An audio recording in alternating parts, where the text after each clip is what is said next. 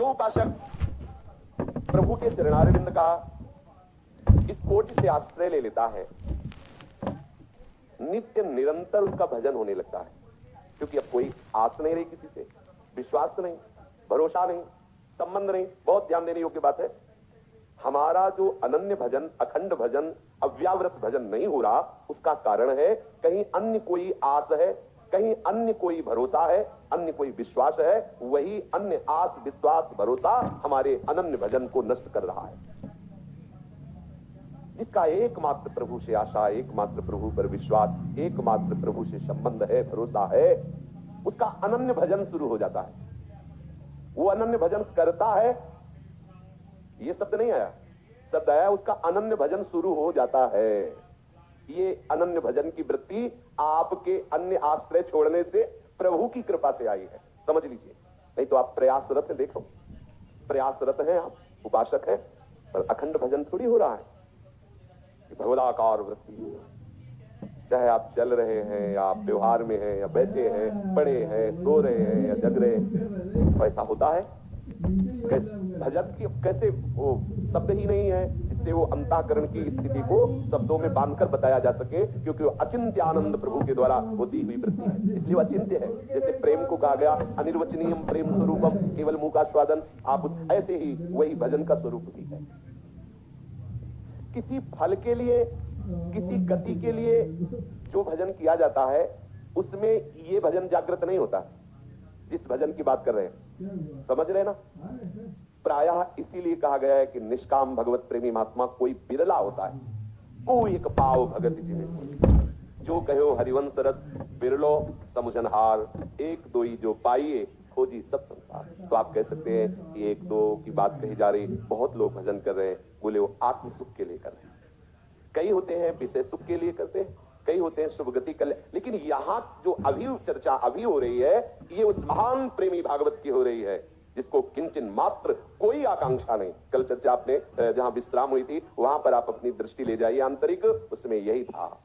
भजन केवल भजन के लिए हो रहा है। भजन का फल कल्याण, मोक्ष, परम पद, कोई ऐसी आकांक्षा उसके हृदय में नहीं है। जो किसी कामना से भजन करते हैं, परम बंदनी उदार है, ऐसा नहीं। पर ये महाभागवत निर्भर भक्त की स्थिति का वर्णन है। इसमें वो भजन करता नहीं है, इसमें भजन होता है। वो देखता है, वो सुनता है, वो उसमें रमण करता है। जो आया हुआ है, जो वृत्ति भजन की उदय हुई है, उसको वो सुनता है, चल रहा है, वो देखता है, वो उसमें रमण करता है। वो भजन कर नहीं रहा, उसके प्रत्येक यंत्र, प्रत्येक करण भजन के लिए स्वयं बाध्य हो चुके हैं। भजन बैठ गया है जबरदस्ती, मन में, बुद्धि में, चित्त में, अहम में, वो स्वाभाविक हो रहा है, बाध्य है। वो ऐसा नहीं है कि एक क्षण भी भजन से बिलग जी सके। अब जैसे जीवन धारण करने के लिए श्वास लेना अनिवार्य है, बाध्य है वो इस पर। जीवन धारण करना है तो श्वास लेना है। वैसे ही वो प्रेमी महाभागवत जिएगा तो भजन से, भजन से। जैसे श्वास से वो जीवन होता, ऐसे उसका जीवन भजन है।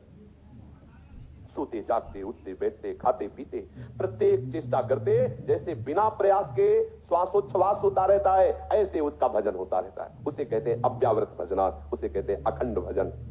इसी की मांग भोरी सखी जी कह रहे हैं। कह रहे कि श्वास और नाम ये दो अलग अलग चलते हैं, लाडली मुझे अच्छा नहीं लगता। श्वास नाम श्वास दो बिलग चलते हैं, इनको भेद न मोको भावे।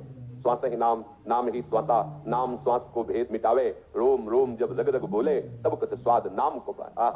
ये है भजन की स्थिति। श्री जी से कह रहे हैं भोलानाथ जी कि मेरा जी घबरा रहा है। क्यों घबरा रहा है? ये नाम और श्वास अलग अलग चलते हैं। लाडली ऐसी कृपा करो कि श्वास ही नाम, नाम ही श्वासा, नाम श्वास को भेद मिटावे। ये फिर क्या होता है? बोले रोम रोम रग रग नाम में हो जाता है, नाम में हो जाता है, नाम उतरता नस नाड़ियों। जैसे हम जल पिए, वो बच करके फिर हर नस नाड़ी में पोषण करता है, हर नस नाड़ी में जाता है। ऐसे ही जिह्वा से नाम नीचे गले में उतरा, गले से हृदय में, और हृदय से नस नाड़ियों में, हड्डियों में। हाँ, फिर इतना प्रभाव बढ़ता है, वो जहां बैठ जाए तो भूमि में नाम उतरता है। वो जिसे छू ले वो वस्तु नाम बोलने लगती। कैसी महिमा है प्रभु के भजन की। यदि किसी भी कारण से कदाचित उसे ऐसा आभास हो जाए कि नाम छूट गया, क्या छूटता नहीं है, आभास हो जाए उसे ऐसा कि नाम छूट गया क्या, तो उसका दम घुटने लगता है, ऐसी भयंकर व्याकुलता होती, तद स्मरणे परम व्याकुलता, परम व्याकुलता। अब उस व्याकुलता को तो वही जानता है, परम व्याकुलता। नित्य निरंतर भजन में डूबा हुआ भी एक क्षण के लिए भजन छूटने का भ्रम हो गया तो वो परम व्याकुल हो गया, तड़पने लगा, व्याकुलता पूर्वक तड़प। ऐसा कैसे हो गया? और ऐसा